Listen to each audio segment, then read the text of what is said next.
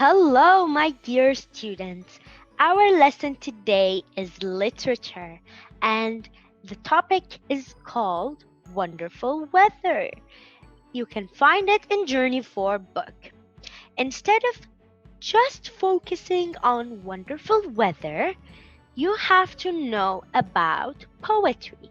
You have to know what poetry is and the different types and what we call the person who writes a poem. So, let's start. Are you ready to start your lesson today? You need to prepare a paper and a pencil because you're going to answer one simple practice today. Only one.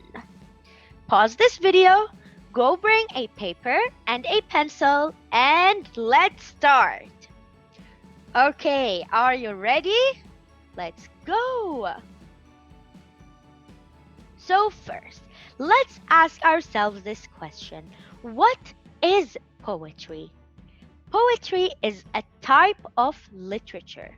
When we use poetry, it means we are focusing or we are using the sounds and rhythms of words. Why do we use sounds of words? Because we want to create imagination. We want the person who is reading the poem to think about what we are writing. Okay? And we also want them to feel about the thing that we are writing about. So, this is poetry. When we use sounds to express feelings and create images. Let's see. If that is the meaning of poetry, then what is the meaning of a poem? A poem is a writing that uses sounds and beautiful words to show feelings. I had a student who asked me, Miss Zainab, both poem and poetry sound the same. How can I differentiate between them? Well, my dears, let me tell you. Imagine that poetry is the mother and poem is the baby. Poetry uses, let's go back to the previous slide and see, as we said, poetry uses sounds and rhythms. We're going to discuss the meaning of rhythms, of words, because it wants to create images and it wants to talk about feelings. Okay? Now, this is the baby. The baby also uses sounds and beautiful words because it wants to show feelings. So, you can say that poem is the child or the baby of poetry, okay? It's a type of poetry. Let's move on. So, now that we know that a poem uses the sound of words to express feelings, in sounds of words, we have what we call rhyming words. What is the meaning of the word rhyming or rhythms? It means that two or more, please focus on this, that they need to be two or even more than two words. They have the same ending sound. And remember, we said the same ending sound, not spelling. It doesn't have to be necessarily the same spelling, but the same sound, okay? And we're going to see some examples of rhyming words. Let's see. Over here, we have some examples. We have 4 examples of pairs of rhyming words. Let's see. The first word, I want you to read the word out loud, okay? You see, if you read it in your heart, you're not going to find rhythms or you're not going to find the rhyming words. Here we have sharpen, open. Open is the rhyming word for sharpen. They both rhyme. It means they both have the same sound at the end. If you focus here, you will see that They both end in the same letters, P-E-N, P-E-N. However, it's not something that needs to be here all the time in rhyming words. We're not going to find the same spelling. Nope. We are going to read the words out loud and focus on their sound to find rhyming words or to find rhythms. So, the second one is phone with stone. Puddle, shuttle. If you focus here, they're not the same spelling, right? But they have the same ending sound. And even here, number 4, note, boat. Their spellings are completely different, but they have the same ending sound. Not spelling, but sound. I want you to read these words out loud because remember, if you don't read these words out loud, you will not understand the meaning of rhyme or you will not find rhyming words. Okay? So, let's move on. So, now that we discussed the meaning of poetry and the types is number 2. So, what types of poems are we going to discuss in grade 4? We're going to discuss only 2 types. Number 1, concrete poems. Number 2, haikus. First, we're going to discuss concrete. These 2 types of poems are different from each other. They both have things that makes them special.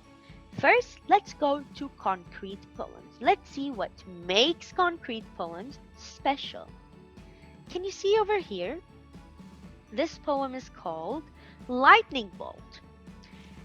If I did not tell you that this poem is called Lightning Bolt, and you saw the poem over here, would you know that it is called or it talks about lightning bolt? I think you would, right? Why is that?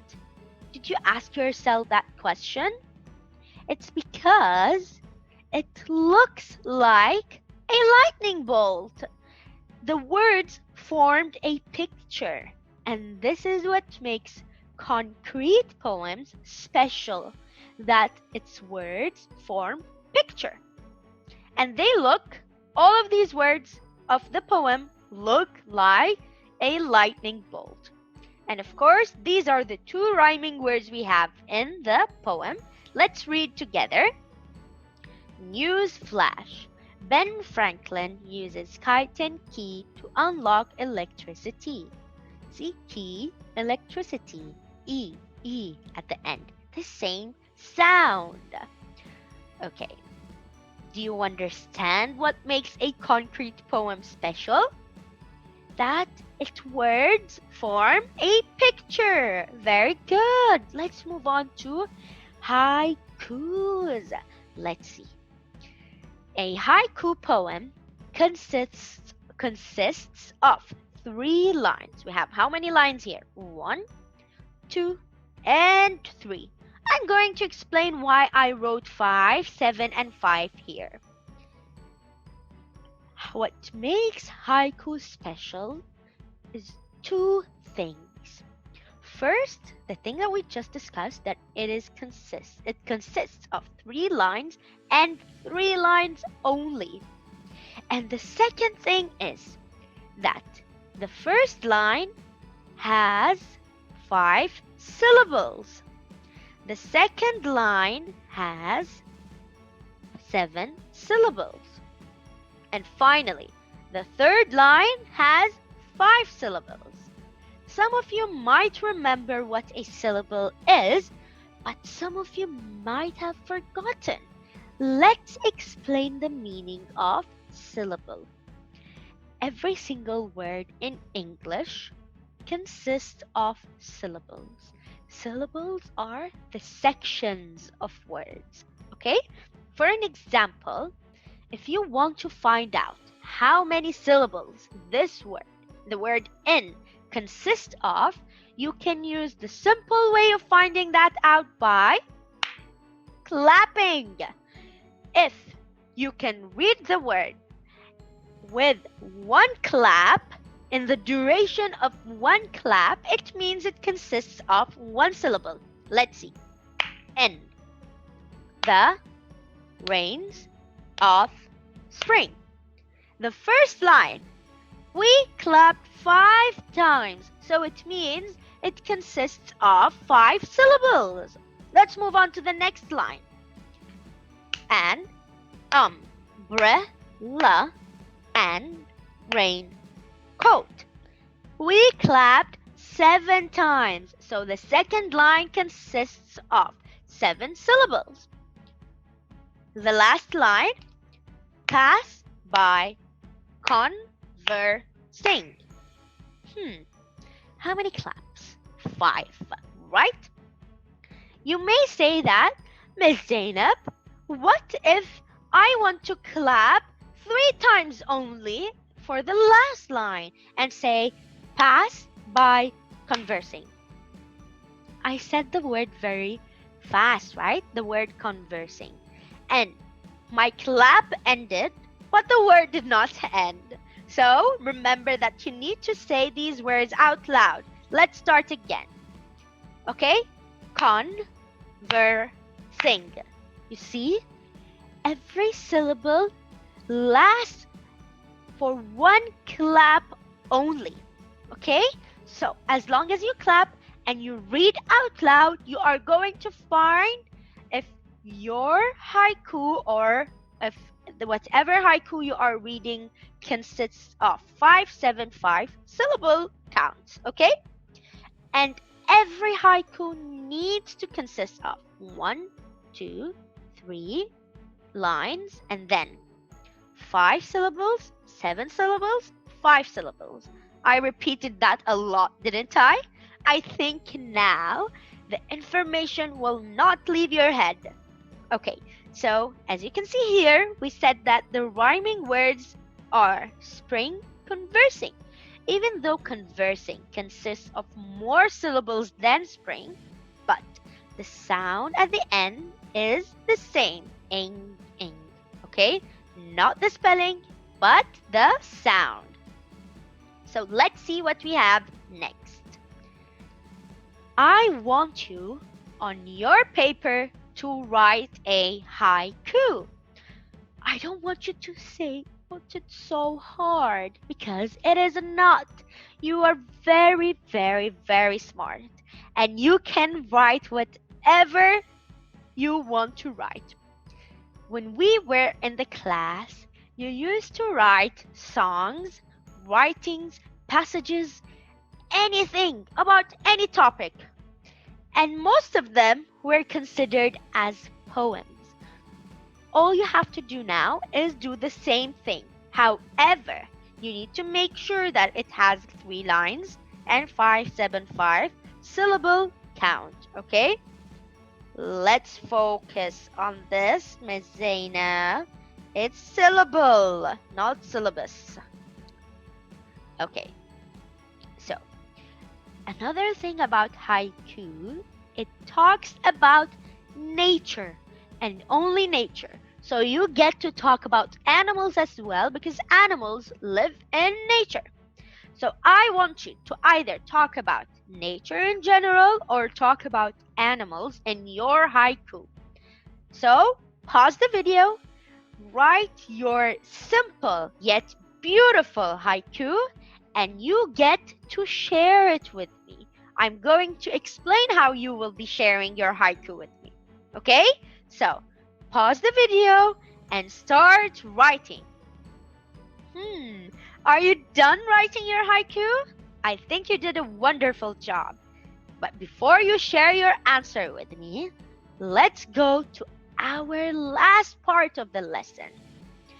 You just wrote a haiku, or we can say that you just wrote a poem.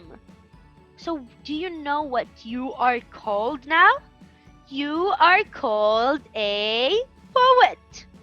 A person who writes poems or poetry is called poet.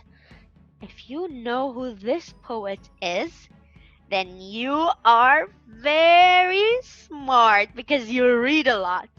This poet is my favorite poet. Okay? So, let's go to the next slide. Okay, my dear students. Now, before I leave, I want to tell you about the extra surprise at the end. Remember the haiku that you just wrote in our video? Well, you can copy the same haiku you wrote in our homework. And that is it. That's it. It's very simple. Only 3 lines. Okay? So, thank you so much for joining our class today. And remember, if you have any questions, do not hesitate to ask them in Google Classroom or in the YouTube comment section. So, thank you so much for joining our class. Goodbye.